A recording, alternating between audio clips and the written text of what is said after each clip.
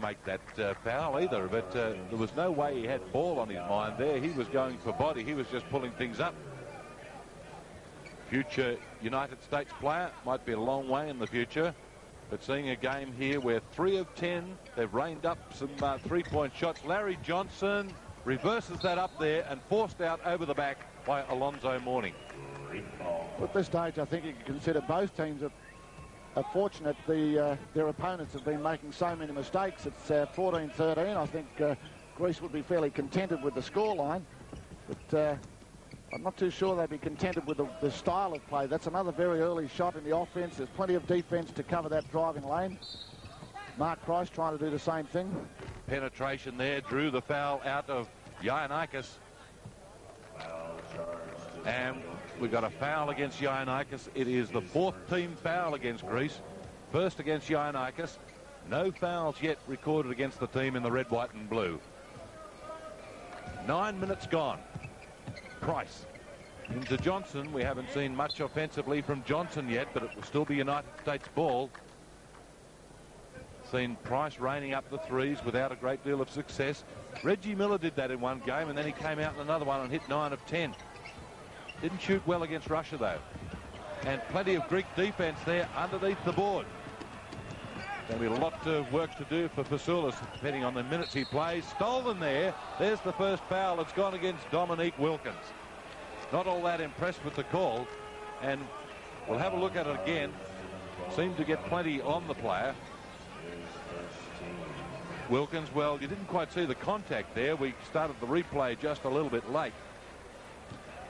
So Galakteros to inbound the ball to Ioannakis.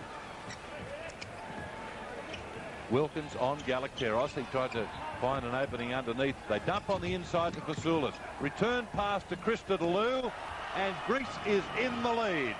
And credit Fasoulas for that. That was a mean back screen that was set there, and that's what I was talking about before. If Greece can be a little bit more patient with their half-court game, set some screens. They've got some shooters that can put the ball in the hole. They just need to be a little bit more selective. This low-post game for the United States is not being too effective either. It's a one-pass offense, get it inside. They could be perhaps dumping that to the weak side a bit and open again. Three-point shot that was just a little bit short there from Sigalis. And now the United States looking for the lead again. Not finding it from Danny Marley. The ball falls to Greece, and they got numbers down the floor. Return pass to Ioannakis, and he makes the 2. And Greece go out 17 plays 14.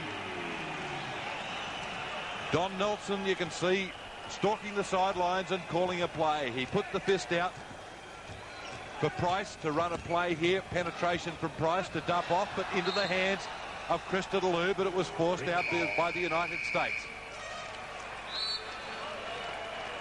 Have a look at inside to Fasoulas. Sets that pick that Lindsay Gaze was talking about. Ends up in the baseline jumper to punish Christodoulou. Then at the other end, they came back 3-on-1, and Ioannakis gave Greece a 3-point lead.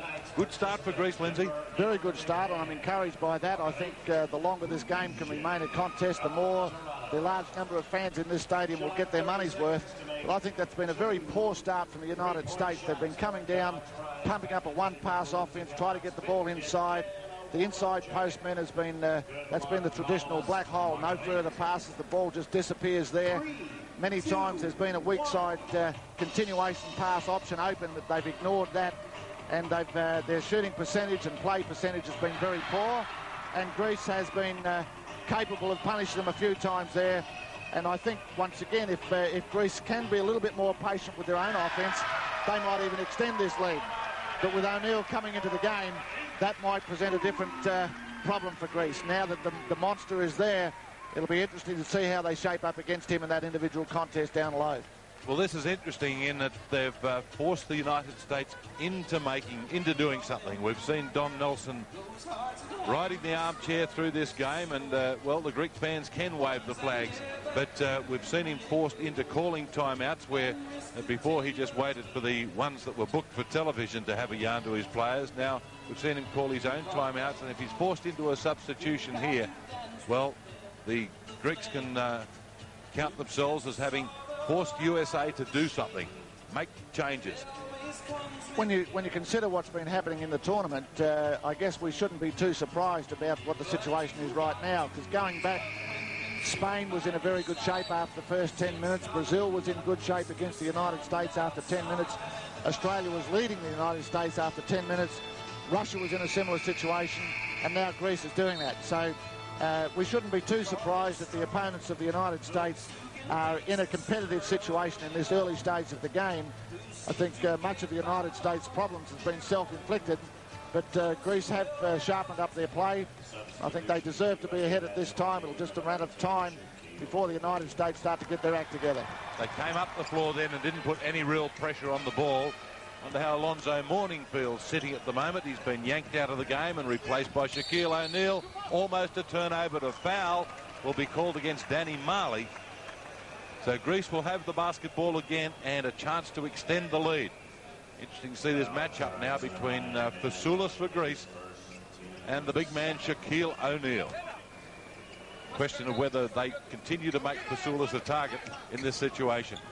I think it's a matter of whether they keep him down low or whether he wants to come up to the high post position and test him with a few jump shots. Shot was reined up there by Galacteros.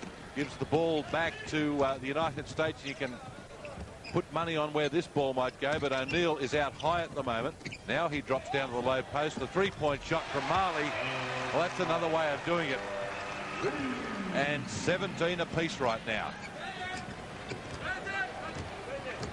So 9 minutes gone, and the ball game is tied. Into Fasoulas they go, and O'Neal just strips the ball off. He tries to dribble it away.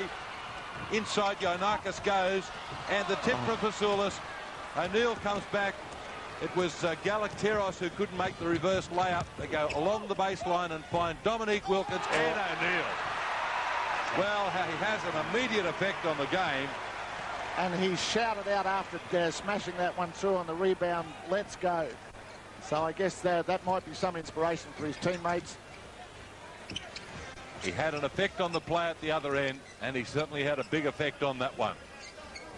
So Galacteros, the man who took the last ill-advised shot, gives it off to Giannakis. Christodoulou setting the screens. Giannakis had the range but not the accuracy, and it will be a US ball as they make further substitutions. Shaq can walk to the other end. Miller comes in and takes out Marley. Watch that last play though, the miss from Wilkins and O'Neal. What, not a bad garbage man. Anything that spills out of the bucket sticks it back in. And Sikos replaced Fasoulas there, so it'll be a different type of contest now on the inside. Sikos is not a scorer. O'Neal gets the bump from Sikos, and O'Neal will go to the free throw line. So there's Christos Sikos. He's a wider body than the big man Fasoulas, but certainly lacking in the height that Fasoulas has. He'll be there to set some screens and perhaps get some offensive boards. Draw a, perhaps he might be a decoy on an inside to draw some help and then dish it out, but he hasn't been a high-scoring player in this tournament. Watch Shaquille O'Neal this time. That's the same dunk from a different angle. But right now we're watching O'Neal at the free throw line. And can't roll the second one in. Christodoulou grabs the board to send them away again. The thing about O'Neal is that with his size, he runs end to end pretty well too. Nothing slow about him. 7'1" and 22 years of age. What a career he's got in front of him. Inside they go this time. Down below. Sigalis can't make it. No piece of the basketball either for Christos Sikos. And Price goes in the inside to O'Neal. The pass was just misdirected and he couldn't suck it in.